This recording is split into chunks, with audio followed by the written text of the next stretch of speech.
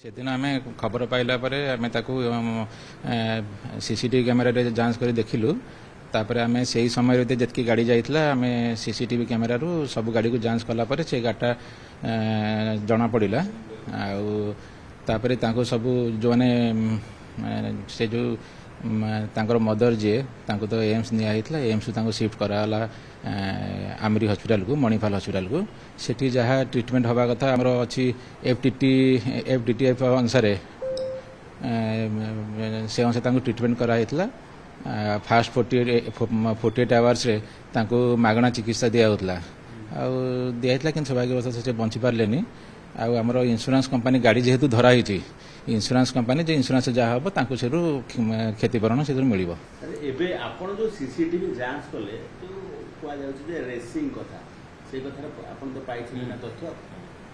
नहीं सेमती रेसिंग कथा कि जना पड़नी नहीं आर गाड़ी तो किसी जना पड़ी सेमती किसी जना पड़नी आम ये थर गाड़ी को अनुधान कलापर आम जानलु जे माने थर गाड़ी जेहेतु आम फोकस होता थर गाड़ी बाड़ी दी जाइए आम से थर गाड़ी को चेक कर देखिलु जे से गोटे थर गाड़ी पुणी मिलला आमको सर थर गाड़ी मालिकाना कहा ना रही देखिले नहीं से थर गाड़ी आमर ये भुवनेश्वर रजिस्ट्रेशन होती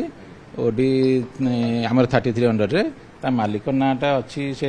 जटणी एरिया जनकर अच्छी पैसा तो पुलिस विचाराधीन माने इनक्वारी अच्छी सेठू मिलला पर जे चलाऊ लाइसेंस मिले लाइसेंस आम सस्पेंड करूँ गाड़ी नहीं गाड़ी रजिस्ट्रेशन कैंसल सेमती किसी ना गाड़ी रजिस्ट्रेशन कैंसल कराबन ड्राइवर जे करूला तार आम ये सस्पेंड कर लाइसेंस टाक सस्पेंड कर नहीं से ड्राइवर तो जी चलाऊले पता मिलनी थाना वाला माने पुलिस किसी माने धरी ना धरला आम लाइसेंस जांच करके लाइसेंस टाक सस्पेंड कर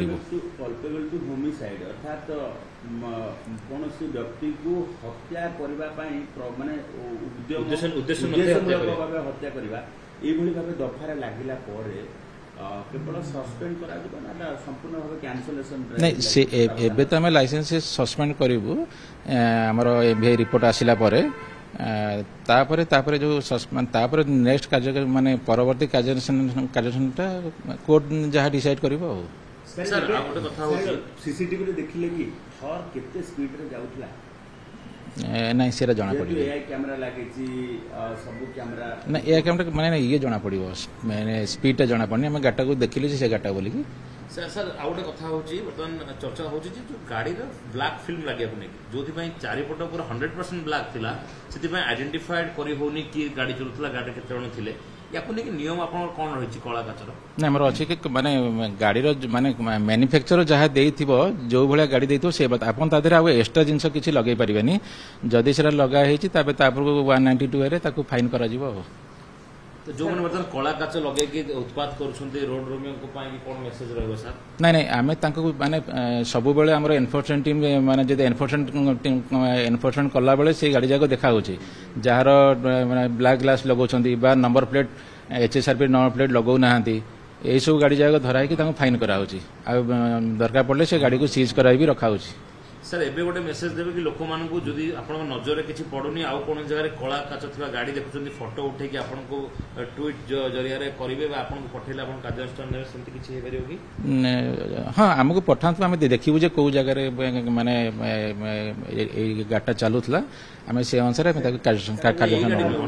हाँ आम एनफोर्समेंट कला बेले आम नहीं आम एनफोर्समेंट कला बेले आम एनफोर्समेंट टीम जिते धरुचंती गाड़ी को माने ब्लैक फिल्म हो बा बिना नंबर प्लेट हो बा जो एचएसआरपी नंबर प्लेट लगे नथिबे बा 3 जण चलाउथिबे बा हेलमेट लगे नथिबे से मानक आम सब बेले आम कार्यानुष्ठान माने आमर चालान कटा जाउची से मुझे कहूँ लोक जो जो जिनस आप ब्लैक फिल्म लगातु ना 2 जन अधिक लोक बसिक चलातु ना मैंने 2 व्हीलर चलातु ना 2 जन बसला बेले 2 जन जाक समस्ते हेलमेट पिंधतु आ निजर माने ड्राइविंग लाइसेंस रखु आप गाड़ी क्या दिंतुनि लोक फोटो पठेले आरटीओ कार्यानुष्ठान नेबे कि आम लोक फोटो पठेला भितर माने फोटो पठेला आम को एरिया रे माने देखिकी करूँ आम चेक करूँ कौ जगह फोटो उठाई कौ एरिया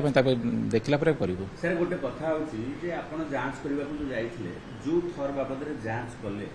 ତାକୁ ସର୍ବାଧିକ କାର୍ଯ୍ୟାନୁଷ୍ଠାନ କ'ଣ ନିଆଯାଇପାରିବ? କାରଣ ଅମାନୁଷିକ ଭାବେ ଡ୍ରାଇଭିଂ କରିବା, ରେକଲେସ୍ ଡ୍ରାଇଭିଂ ଏବଂ ଥର ଧରିଛନ୍ତି ବୋଲି ଯେଉଁମାନେ ଭାବୁଛନ୍ତି ଛାତି ଥରଉଛନ୍ତି ସେମାନଙ୍କ ପାଇଁ ସାର୍ କ'ଣ ରହିବ ଆପଣଙ୍କର ପୁରା ସିଧାସଳଖ ଭାବେ ଚେତାବନୀ? ନାଇଁ ଆମର ଅଛି ସ୍ପିଡ୍ ଯଦି ଆମର ନିର୍ଦ୍ଧାରିତ ସ୍ପିଡ୍ ଲିମିଟ୍ ଯଦି ଅଧିକ ବେଗରେ ଚଲେଇବେ ତାହେଲେ ସେଇଟା ଆମର ଇଣ୍ଟରସେପ୍ଟର ଭେହିକିଲ୍ ଅଛି, ସେଥିରେ ଆମର ସ୍ପିଡ୍ ଚେକିଂ ହେଉଛି ଆଉ ସବୁଦିନ ପାଖାପାଖି ଯେଉଁମାନେ ଗାଡ଼ି ସ୍ପିଡ୍ ଚଲାଉଛନ୍ତି ଇ ଚାଲାଣ କଟା ହେଉଛି। ତ ଥର ଗାଡ଼ି ନୁହେଁ, ଯେକୌଣସି ଗାଡ଼ି ଯଦି ନିର୍ଦ୍ଧାରିତ ବେଗରୁ ଅଧିକ ବେଗରେ ଯାଉଥିବେ ଆମେ ତାକୁ